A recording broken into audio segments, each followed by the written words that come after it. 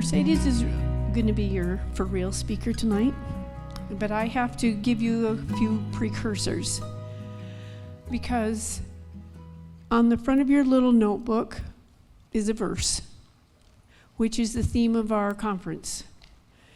And it's in Zephaniah chapter 3, verse 17, and it says, "The Lord your God is with you, and he is mighty to save. He will take great delight in you. He will quiet you with his love, and he will rejoice over you with singing." And I believe every phrase of that verse to be true. Literally true. And over the course of this evening and tomorrow, we're going to go through that whole verse and just tear it apart and expound on it. But this verse is very dear to my heart. And it ministered to me a couple years ago in just the grandest way. I thought, wow. And when I learn something new or discover something, then I have to tell somebody about it. So you're my people. So I'm telling you. The Lord your God is with you. Not against you, behind you. He is with you. And not only is he with you, he is mighty to save. Mighty. Mighty. That means he's pretty darn big. So I'm going to prove it to you. Because we all have stuff, and I've told ladies in Bible study, we all got stuff. We got different stuff, but we all got stuff. So when I say the Lord your God is with you, when you say, yeah, but I'm out of money, I'm out of groceries, I'm out of gas, I can't pay my rent. The Lord your God is with you. Utilities got turned off. Can't pay the rent? Or you're renting a house and it got sold out from under you. You got to be out in 2 weeks. The Lord your God is with you. Do you have a family member with an addiction? Are you in an abusive relationship? Dead-end job? Or you got let go because the company moved to Japan? Something's wrong with one of your children, and the doctors don't know what to do. So they're running every test imaginable and running up medical bills you can't pay. Or they found the treatment, but you can't afford the treatment. Thank you. The Lord your God is with you. Maybe you're a caregiver for somebody with Alzheimer's or dementia. And you can't seem to catch a break. You don't have time to take a nap. You don't sleep.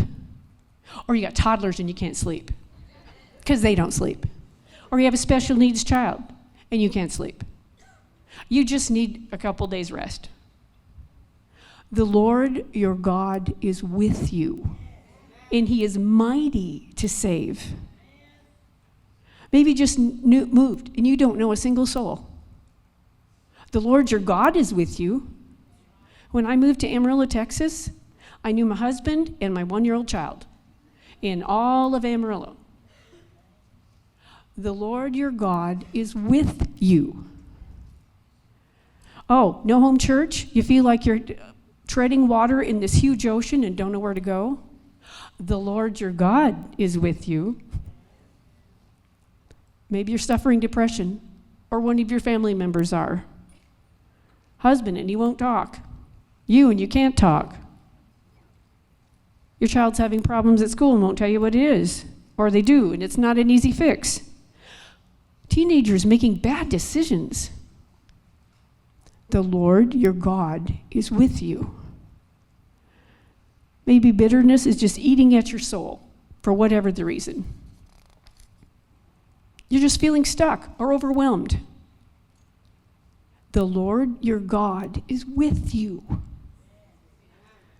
You feel betrayed by a friend, or you are the betrayer and you don't know how to fix it. Your husband got a new job, yay, but he's gone out of town, on the road, and you got little kids, and you're doing the single parent thing. The Lord your God is with you. Maybe your fridge blew up. This happened to a lady here. I don't know if she's here tonight, but her fridge blew up. Maybe you're remodeling your kitchen and your bathroom. And there's either workmen in your house at all odd hours, so you have to leave, or they don't show up when they're supposed to. And the upstairs bathroom is leaking into your kitchen for the 6th time. Or you got kids with food allergies. Maybe different kids with different food allergies. What you pick for this one, he can't touch her, he's going to break out in welts. If you give her this, then she's going to scream and cry all night because it hurts and she can't sleep. The Lord, your God, is with you. Where's that EpiPen? Maybe you're in mortal fear of seeing your child in an ambulance. They're not breathing. Maybe there's a custody battle. You haven't seen your child for 2 years. Or maybe you fear what's going to happen to them with their at your exes who seems to have lost their ever-loving mind. Maybe your spouse, your son, your daughter just got sent to Afghanistan. The Lord, your God, is with you. And he's a mighty God, and he is mighty to save. And we just need to remind ourselves of that at some times. In Psalm 89, verses 7 to 13, it says, "The highest angelic powers stand in awe of God. He is far more awesome than all those who surround his throne. O Lord God of heaven's armies, where is there anyone as mighty as you, Lord? You are entirely faithful. You rule the oceans. You subdue their storm-tossed waves.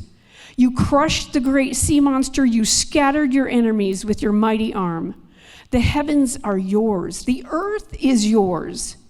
Everything in the world is yours. You created it all. You even created north and south." I don't know why that impresses me, but it's like this abstract thing. Oh, north? I created north today. It's like, not me. "Powerful is your arm, strong is your hand, your right hand is lifted high in glorious strength. The Lord your God is mighty to save you." He is mighty. And I have this tag in my Bible that says, whenever you get overwhelmed or depressed, read Isaiah chapter 40, starting at like verse 12. You can read all of Isaiah 40 and 41, so I'm just going to give you a snippet tonight. Isaiah 40, verses 12 to 15. "Who has held the oceans in his hand? Who has measured off the heavens with his fingers? Who else knows the weight of the earth? Or has weighed the mountains and hills on a scale? Who knows enough to give him advice or teach him? Has the Lord ever needed anyone's advice? Does he need instruction about what is good? Did someone teach him what is right or show him the path of justice?" If you jump to verse 26, it says, "Look up into the heavens. Who created the stars?" Now, when one of you can create stars, please let me know, because I can't do it. "And he brings them out in an army. He has them lined up. He brings them out like an army, one after the other, not only knowing where they are, but who they are, because the Bible tells us he has called them all by name." We think, God. And if you were here in church a couple weeks ago, Bill talked about the galaxies and how many there are, and we don't even know how many there are. And if you think of every galaxy having billions of stars, and then there's billions of galaxies, if you're mathematicians, that's quite a lot of stars. God knows every single stinking one of them. And if he can know them, he knows every one of you. Every single one. In fact, I have a plaque in my living room that says, "The same God who made the stars knows your name, knows your story, knows your heart." He knows. Things that happen to you don't escape his notice. And then if you go down from verse 26, he says, "Because of his great power and incomparable strength, not a single one of them is missing." And then I put my name in here on verse 27. "Oh, Cindy, how can you say the Lord does not see your troubles? Oh, Cindy, how can you say that he ignores your rights? Have you never heard, have you never understand? The Lord is the everlasting God, the creator of all the earth. He never grows weak or weary. No one can measure the depths of his understanding. He gives power to the weak and strength to the powerless. The Lord your God is with you, and he is mighty to save. He is mighty. Psalm 121 we memorized in our Bible study group. Just the first couple verses say, I raise my eyes toward the mountains. Where will my help come from? My help comes from the Lord, the maker of heaven and earth. That's who my God is.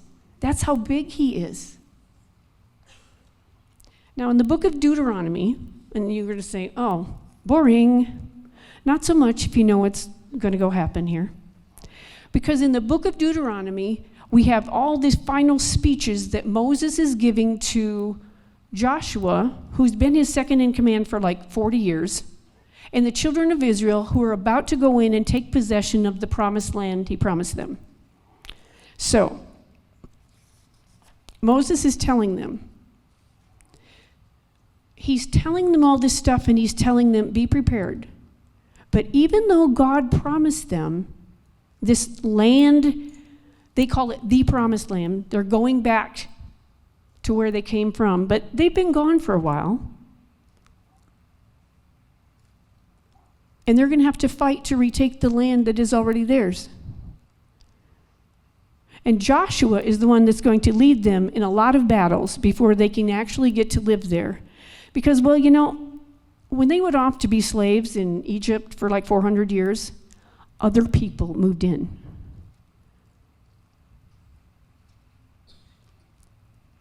And you know how possession is 9/10 of the law? I don't think they could go knock on the door and say, hey, you know, God gave us this land a lot of years ago, and we're back now, and we'd like to have our land back. And I'm sure the people are going to say, oh, sure, there you go. We'll just get our stuff out here and the keys under the mat. I don't think it was going to happen like that. I really don't. They were going to have to fight for what was already there. And see, these people didn't even believe the same they did. They did not believe in the one true God. They were God's enemies. They had false gods. They had many gods. They had weird gods. And they were going to have to fight against these people to regain the land that God had already promised them. Okay, that's all background because I want to read you a couple verses out of Deuteronomy chapter 20, verses 1 through 4. Because they're getting ready to cross the border to go in to retake the promised land. And here's what Moses says to them. When you go out to battle against your enemies and you see horses and chariots and people more numerous than you, do not be afraid of them. For the Lord your God, who brought you up out of the land of Egypt, is with you. When you are approaching the battle, the priest shall come near and speak to the people. He shall say to them, hear, O Israel, you are approaching the battle against your enemies today. Do not be faint-hearted, do not be afraid or panic or tremble before them. For the Lord your God is the one who goes with you to fight for you against your enemies to save you. God is going with them. And then in chapter 31, verses 7 and 8, Moses is good at giving pep talks. You got this, you guys. You go. And Moses called to Joshua and said to him, in the sight of all Israel, okay, Joshua, be strong and courageous, for you shall go with this people into the land which the Lord has sworn to their fathers to give them, and you shall give it to them as an inheritance. The Lord is the one who goes ahead of you.